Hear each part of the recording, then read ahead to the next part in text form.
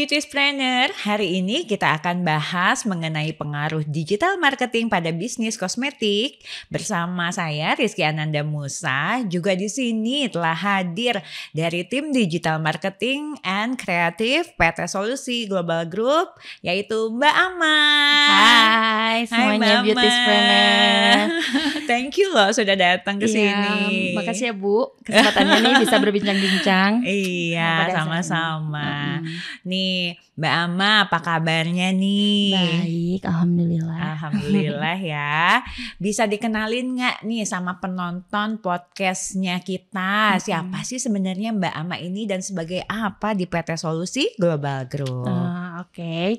Halo, saya Hoiri Amalia. Saya di sini sebagai tim digital marketing kreatif di PT Solusi Global Group. Jadi menangani semua unit bisnis nih di PT Solusi Global Group yang notabene kebanyakan tentang kosmetik ya Bu ya. Iya, di dunia betul. kecantikan seperti itu sih. Betul, dunia sebetulnya bukan dunia cewek juga ya, Iya, cewek iya, cowok iya. sih sekarang ya, karena banyak banget sekarang tuh apa ya, laki-laki juga punya bisnis kosmetik akhirnya ya. Betul, karena kan udah jadi kebutuhan primer ya sekarang merawat kulit, merawat wajah gitu, jadi nggak memandang gender gitu. Iya, betul banget. Iya.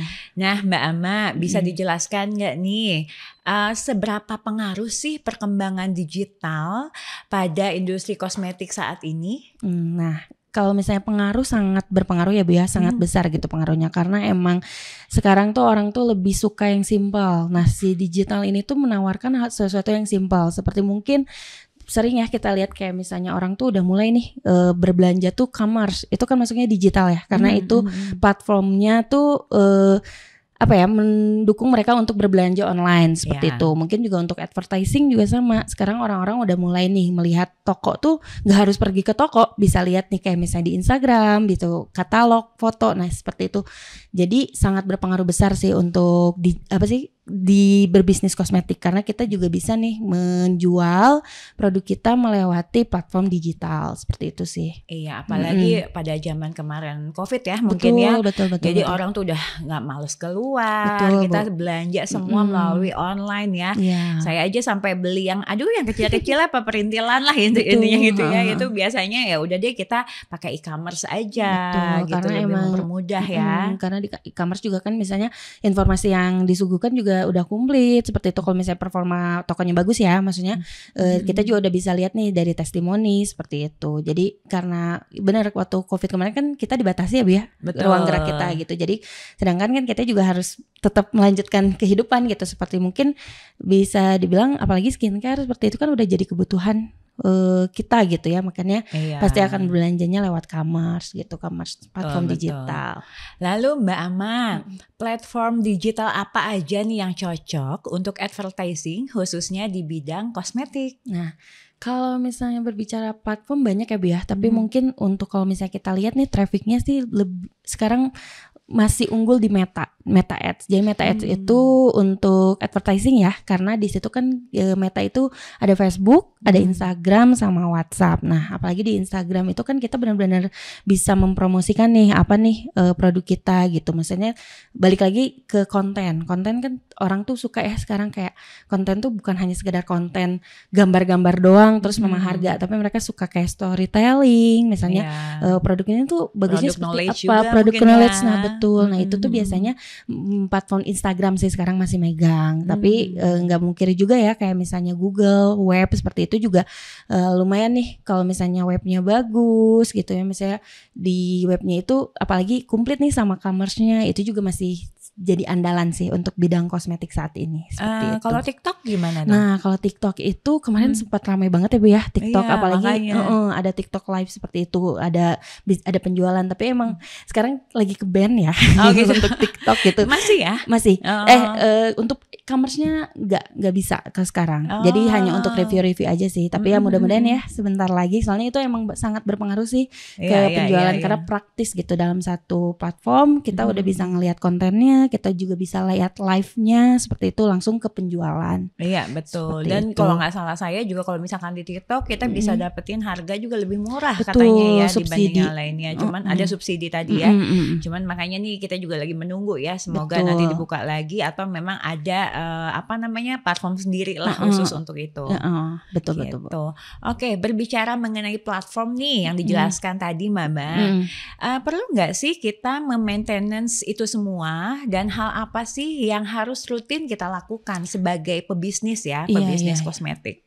Perlu banget Bu, karena kalau tidak di maintenance itu performanya tuh akan turun karena di digital itu kan dilihat performanya. Jadi semakin kita rutin, semakin kita aktif tuh di platform digital juga si platform digital itu akan memberikan nilai yang lebih untuk platform kita. Misalnya kalau misalnya e-commerce mungkin tokonya ya seperti itu. Nah makanya kalau misalnya ditanya tadi apa aja nih yang perlu dilakukan, seperti mungkin saya ambil contoh commerce ya Bu ya. Misalnya di web commerce itu kan ada katalog. Nah katalog tuh harus rutin nih kita update ya, seperti apa ya. Seperti mungkin dari tampilan, dari deskripsi seperti itu. Mungkin deskripsi juga harus dipenuhi ya, selain bahan aktif misalnya cara menggunakan gitu. Maksudnya informasi-informasi seperti itu. Dan juga review itu juga penting banget karena review itu bisa meningkatkan trusting kita kan terhadap suatu produk. Jadi review itu juga harus di follow up nih kepada customer gitu yang sudah membeli produk kita seperti itu. Makanya kan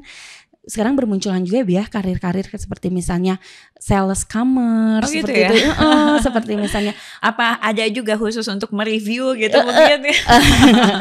Itu nggak tahu ya, para buzzer-buzzer. Gitu ya. Iya, kayak talent live. Karena kan kadang-kadang juga kita kalau mau belanja sesuatu gitu ya, kita akan melihat juga review dari si toko tersebut. Kalau misalkan ya saya lah pribadi gitu ya, mau beli apa nih, misalkan kayak tempat makanan anak atau apa, bener nggak sih tokonya? Jadi kita lihat reviewnya gitu kan, itu penting banget sih. Banget. Nah, biasanya kan ya susah ya Bu ya, maksudnya kalau misalnya orang beli kadang lupa nih nge-review atau seperti apa gitu. Nah itu tuh kita harus nge-follow up juga gitu sebagai pebisnis kosmetik misalnya ya. Kita harus memfollow up, misalnya orang beli produk kita nih, misalnya udah 1 minggu. Kalau dari saya sih kalau misalnya mau berjalan harus ditanya gitu, gimana nih efeknya setelah menggunakan produk kita gitu. Misalnya bisa nggak sih testimoninya ditaruh di web commerce kita misalnya seperti itu. Jadi penting banget gitu Jadi intinya adalah pengusaha kosmetik juga di sini bukan hanya istilah gini, saya punya duit nih, saya mau maklun produk deh. Dan udah gitu dia hanya berjualan saja, tugasnya dia pikir cuma berjualan saja cukup nih gitu ya, bukan seperti itu ya. Justru tugas di sini adalah marketingnya itu harus di maintenance gitu kan, mulai dari digital marketingnya juga, terus kita juga harus bertanya juga ke orang yang membeli produk kita juga kan di e-commerce. Berarti ya untuk mendapat review itu. Betul Bu. Banyak juga ya sebetulnya PR-nya ya. Tapi kalau misalkan sudah sukses biasanya nih para beauty trainer pastinya kalau misalkan sudah sukses di penjualan kosmetik udah enak banget sih. Malah banyak banget yang kita tahu kan, tadinya penjual kosmetik akhirnya sekarang punya pabrik juga. Betul, itu juga banyak juga ya, karena jadi nggak menutup kemungkinan ya untuk kalian semuanya yang pengen menjadi entrepreneur khususnya di bidang kosmetik ini ya. Jadi berawal dulu mungkin dari hal yang kecil dulu, punya 1-2 produk, maintenance dulu itu, akhirnya bisa jadi besar gitu ya. Jadi dilakukannya secara rutin gitu Bu. Jadi emang mungkin tadi yang Ibu bilang gitu ya, mungkin di awal terasa sulit gitu effort, tapi kalau misalnya kita melakukan itu dan brand kita udah makin lama makin naik, itu ke kitanya udah enak. Misalnya brand kita udah dikenal orang, jadi bukan lagi kita yang mencari customer yang mencari kita gitu. Apalagi didukung dengan mungkin produknya yang emang bagus gitu, ngedevelopnya bagus gitu di pabrik yang terpercaya juga gitu ya Bu ya. Maksudnya yang pasti di PT Skinsol Cosmetic Industry. Selingan tetap jualan ya. Ya karena itu emang berpengaruh sih, kayak misalnya karena kan repeat order. Kalau misalkan gini kayak kita beli produk nih udah gitu nggak bagus ya pasti kan nggak akan beli lagi. Dan kita nggak akan rekomendasi juga ke teman-teman kita atau saudara kita. Tapi kalau produk itu bagus akhirnya ya didukung sama digital marketing yang oke, dan repeat order orang yang terus menerus, akhirnya kan dia akan berjualan ya banyak kuantitinya. Betul ya, seperti itu. Iya. Oke, nah Mbak sekarang banyak banget nih ya sesuatu hal yang viral nih. Ya, betul. Sebenarnya viral dari suatu brand itu penting apa enggak? Kalau zaman waktu itu ya saya lihat pada flexing gitu kan, tiba-tiba punya pesawat jet misalkan, padahal baru berapa tahun gitu ya. atau punya apa yang belum tuh punya kereta api. Ibu kali ya nanti kereta api. Jadi banyak banget kan ya, masih sih sebetulnya kalau kita lihat sekarang itu ya masih seperti itu. Atau misalkan nih dia live terus penjualan tiba-tiba 40 miliar, 50 miliar. Betul. Nah kan ya semua juga kalau misalkan kita yang masyarakat yang awam mungkin gila ya kalau kita tergiur banget gitu ya. Jadi agen resellernya mungkin kita juga bisa seperti itu. Akhirnya kan menggiring opini masyarakat untuk seperti itu ya. Betul. Sebetulnya seberapa penting sih kalau misalkan kita mau bisnis kosmetik tuh untuk menjadi viral tuh seperti apa sih gitu. Kalau ditanya viral penting sih Bu, penting. Tapi dalam arti gini, tapi ini tanda kutip ya. Viral, sesuatu hal yang viral itu kan kita nggak tahu ya algoritmanya. Kadang apa yang kita persiapkan gitu, pas kapan nih timing viralnya kan kita nggak tahu. Jadi bisa aja mungkin yang kita pikir oh ini kayaknya nggak akan viral deh. Tahu-tahu algoritmanya nih lagi naik nih, tahu-tahu viral seperti itu. Nah harus untung-untungan ya. Betul. Nah makanya kita tuh harus mempersiapkan itu Bu. Jangan sampai kalau misalnya udah viral nih besar, terus ternyata produk kita tuh sebenarnya nggak seperti apa yang diiklankan misalnya. Terus misalnya stok gudangnya misalnya ya cuman bikin 1.000 tapi viral. Nah makanya itu tuh harus dipersiapkan sebelumnya. Jadi kita tuh harus istilahnya makanya itu apa hal-hal yang kayak misalnya review masuk commerce kita udah rapi seperti itu kan bisa dipersiapkan ya Bu ya. Maksudnya sebelum itu terjadi viral. Jadi ketika sesuatu itu produk kita viral ya itu akan manjang karena banyak juga brand-brand yang viral beberapa bulan kemudian redup. Itu kan sayang banget ya Bu ya. Maksudnya kayak gitu tuh jadi kayak aduh momennya hilang banget gitu. Jadi betul. Sebelum misalnya punya keyakinan nih harus sih ya setiap pembisnis kosmetik harus yakin nih produknya viral gitu suatu saat nanti. Tapi hal itu harus berbekal dengan apa? Dengan emang produknya emang bagus mungkin. Terus emang tidak ada karena kalau yang viral tuh biasanya banyak orang yang mau ngejatuhin juga ya Bu ya. Mungkin ya itu udah lumrah lah ya terjadi gitu maksudnya. Nah, tapi itu sebagaimana kita bisa merahasiakan dulu kali ya. Mungkin gini kalinya ya, sebelum kita untuk memviralkan satu brand atau satu produk itu si brand owner ini sudah mempersiapkan dulu bersama timnya gitu kan ya. Oke nih kita mau bikin konten misalkan konten A kira-kira bisa terjual berapa banyak ya gitu. Kalau misalkan mungkin pada saat konten itu naik ternyata nih 1.000 gitu atau 10.000 atau 100.000 dia bisa ini dia harus juga mempersiapkan atau dia bikin agreement sama pabrik ya yang mampu yang mampu juga dia harus bilang begini oke, nanti saya nih mau bulan contohnya bulan Desember ini saya mau memviralkan satu konten lah satu produk lah gitu ya.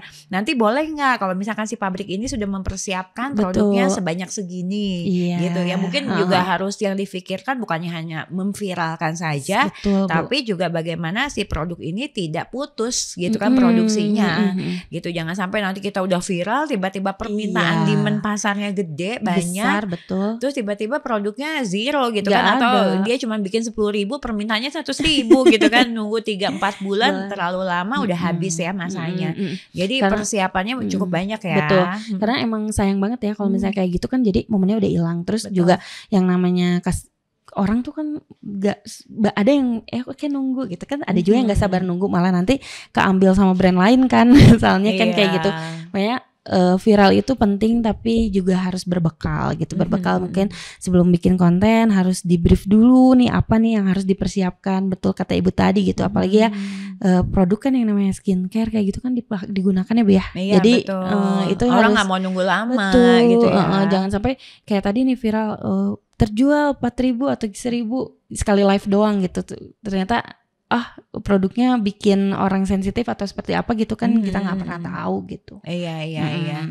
Oke, nah tips dari Mbak Ama nih buat para pemula lah ya, itu seperti apa sih nih strategi digital apa yang diperlukan untuk awal berbisnis kosmetik? Nah, kalau misalnya untuk awal nih Bu ya, untuk ningkatin trusting dulu nih, kalau misalnya produk kita bagus, produk kita misalnya layak jual, ya itu sih kita harus punya pendekatan gitu dengan calon customer kita gitu, seperti itu. Jadi review itu penting. Terus misalnya juga platform digitalnya ya Bu ya, maksudnya platform digitalnya tuh kita juga harus, kalau misalnya konten nih biasanya kita punya color palette gitu. Jadi kita harus tahu nih produk kita tuh tertujunya untuk kalangan mana sih gitu. Misalnya emang kan suka ada seperti itu ya, misalnya apakah remaja, apakah orang tua, anti aging atau seperti apa. Nah kita tuh harus sudah memikirkan, kita harus guideline-nya lah Bu. Guideline-nya tuh kita harus buat dulu. Jadi range umurnya segini.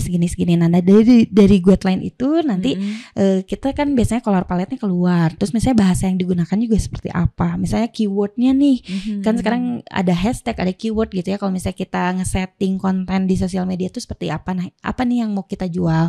Kayak misalnya mungkin contohnya slogan untuk produk kamu apa nih. Mungkin kan kalau misalnya ini ya contoh nih ya Bu ya, beauties gitu kan, love your skin more. Jadi cintailah kulit kamu ya menggunakan produk-produk beauties gitu. Karena nah itu kita suatu brand itu harus punya itu sih, identitinya dulu seperti apa. Nah dari identity itu, nah baru nih kita perlahan-lahan membangun seperti misalnya mengumpulkan review. Terus mungkin juga kita beriklannya akan seperti apa nih, mungkin promo dulu ya nih buat awal-awal gitu, seperti itu. Atau misalkan banyakin endorsement gitu kan, untuk mereka juga bisa review gitu ya, mungkin ya bisa jadi salah satu solusi juga ya. Jadi biar nanti tuh di di Instagram kita, di mana namanya, di pokoknya di platform yang sosial media lah ya, itu udah banyak ya orang yang pakai dan ternyata bagus. Nah contoh tadi karena menyinggung beauties, ini kan beauties memang diperkenalkan untuk anak-anak teenagers, anak-anak muda lah ya, yang 35 tahun ke bawah ya. Dan saya nggak bisa pakai loh. Bisa loh saya pakai juga. Bisa, kita ada serum anti aging kan. Tapi memang makanya karena warna-warnanya di sini lebih kayak natural, lebih cheerful ya, cheerful kan, warna-warni ini memang ditujukannya adalah untuk muda-mudi lah istilahnya, muda-mudi ya. Jadi remaja yang emang, karena remaja juga rentan ya, mereka sangat malah lebih rentan untuk ada masalah-masalah kulit karena aktivitas mungkin seperti itu. Nah beauty ini bisa nih ngebantu untuk mengatasi permasalahan kulit di bawah umur 35 tahun tadi. Iya, makanya kita juga harus memikirkan nanti modelnya siapa. Betul, yang pas sama karakter beauty seperti itu. Betul, nanti warnanya mau seperti apa paletnya. Jadi itu mungkin yang kalian juga beauty trainer di sini harus pikirkan ya. Jadi lebih matang lagi. Jadi gini, saya mau maklun deh gitu kan. Maklunnya serahin ke kita, ke pabrik gitu kan. Kita mau bikin apa, yang harus kalian pikirin adalah yang tadi sudah Mbak Ama sebutkan kan. Mulai dari marketingnya, digitalnya, guideline-nya mau seperti apa. Nanti apa sih yang mau ditonjolkan dari warna produk kalian sendiri, seperti itu. Oke. Nah, ini selanjutnya ya. Untuk melakukan periklanan ada beberapa hal yang dibutuhkan. Modal yang besar kan ya, untuk contohnya endorsement. Kan endorse juga biasanya macam-macam tuh, ada yang murah sampai yang mahal. Nah, hingga ratusan bahkan miliaran loh. Makanya kita nih sebelum melakukan itu ada ada kiat-kiat khusus nggak untuk supaya kita nggak salah pilih juga. Karena ini contoh aja ya, contoh satu. Saya pernah punya customer Mbak Ama. Jadi customer ini ternyata dia menjual produk itu produk perempuan sebetulnya. Tapi waktu dia mengendorse satu DJ lah ya, saya nggak sebut namanya. Ternyata DJ itu followersnya kebanyakan laki-laki, karena kan DJ ini ya cantik, seksi gitu kan ya, dan pokoknya followersnya banyaknya laki-laki. Sedangkan produk yang dijual sama dia produk perempuan. Akhirnya waktu itu produknya nggak banyak terjual, dan dia sudah mengeluarkan ratusan juta untuk mengendorse si DJ ini. Gitu. Jadi mungkin jangan salah pilih seperti itu ya. Jadi ya itu seperti endorse, kadang endorse itu juga sama Bu. Jadi ada juga strateginya gitu dari brand owner sendiri gitu ya, dari tim brandnya itu sendiri. Karena apa? Ya karena itu seperti tadi contoh kasus yang Ibu ceritakan ya. Jadi kan mungkin gak kena sama pasarnya si DJ itu kan. Ya itu kayak gak akan works gitu ya, karena akan selewat aja jadinya dan akan percuma gitu ya, karena kan yang diiklankannya skincare buat wanita ya Bu ya. Betul. Nah makanya seperti itu.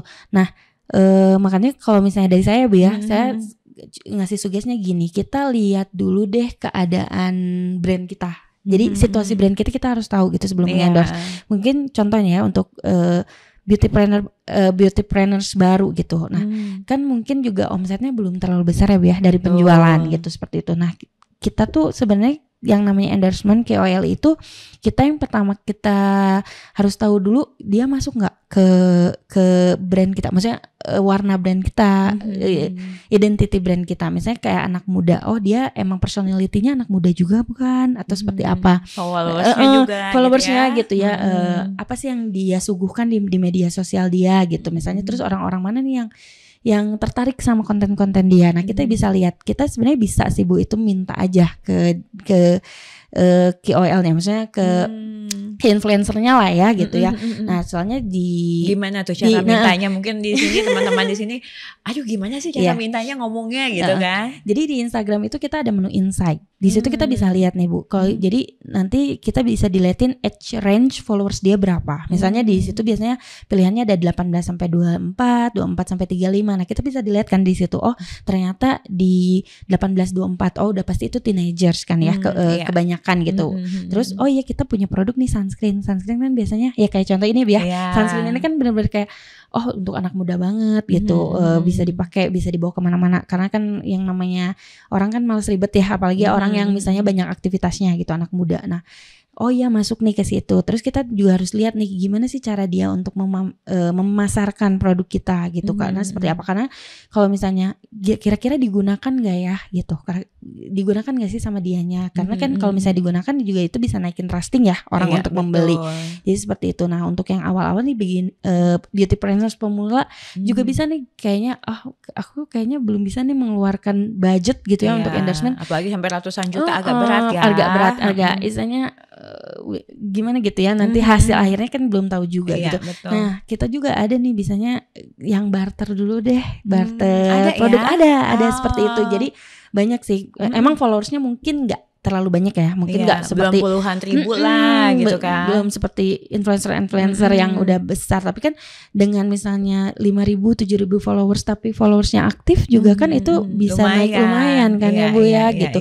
Juga kita juga bisa lihat, mungkin juga selain kita membelikan produk free gratis gitu ke influencernya, juga kan kita dapat testimoni nanti dari dia gitu. Misalnya testimoninya kan bisa kita olah juga nih, misalnya bisa kita simpan juga nih di webcommerce, kita bisa juga di Instagram seperti itu.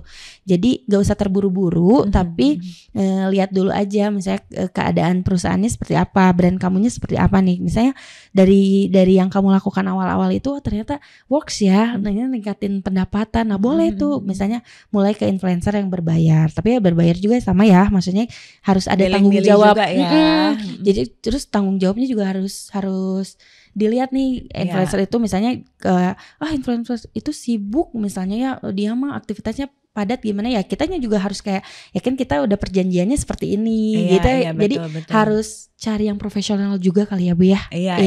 Soalnya banyak juga yang kita tahu juga ya. Maksudnya ada misalkan tiga kali foto untuk feed, misalkan atau 12 kali story, tahu-taunya cuman kok story-nya cuma 3 ya gitu. Nah, kita tuh harus nagih-nagih akhirnya kan. Mengingatkan lah, bukan nagih ya. Betul. Gitu. Jadi kalian nggak bisa lepas tangan gitu aja, tapi juga harus terus memantau juga ya. Memantau dan make sure di awal manajemennya emang bagus gitu Bu ya, maksudnya karena emang kita bisa sih lihat gitu, misalnya kalau manajemen yang baik itu biasanya dia tuh kayak dari portofolio, dari situnya udah jelas, terus juga kita bisa lihat nih kayak misalnya dia udah bekerja sama brand apa, seperti itu. Jadi lebih teliti sih kalau menurut saya gitu ya, untuk influencer, untuk main endorse. Tapi kalau misalnya ditanya penting karena emang nggak menutup kemungkinan ya, balik lagi ya platform digital sekarang menjadi pilihan orang untuk melihat, mereview, melihat suatu produk seperti itu. Iya, betul banget.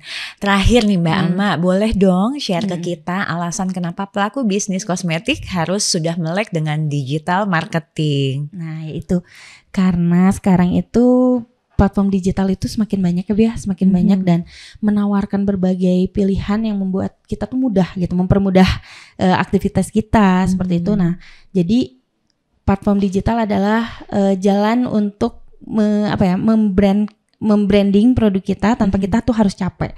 Mungkin dulu mungkin kalau dulu lebih ke ini ya Bu ya, nyari reseller, door to door malah kan ya ada ya kayak demo gitu. Betul. Nah, si platform digital ini memudahkan kita. Jadi kita duduk santai di rumah aja tuh bisa sambil mengiklankan seperti itu. Nah, makanya platform digital itu kenapa penting untuk dilakukan ya karena ini yang termudah gitu, hal yang termudah untuk kalian bisa membranding brand kalian seperti itu. Soalnya kalau misalkan kita titip di toko-toko, contohnya memang masih ada ya sampai sekarang. Cuman kita titip di toko di Bandung contohnya, tapi kan pembeli kita yang ada di Surabaya, pembeli kita yang ada di Medan atau kota besar lainnya ya mereka nggak bisa membeli karena tokonya hanya ada di Jawa Barat gitu aja. Misalkan. Tapi kalau misalkan kalian menggunakan e-commerce ini bukan seluruh Indonesia saja, mungkin seluruh Asia dunia juga bisa melihat gitu kan.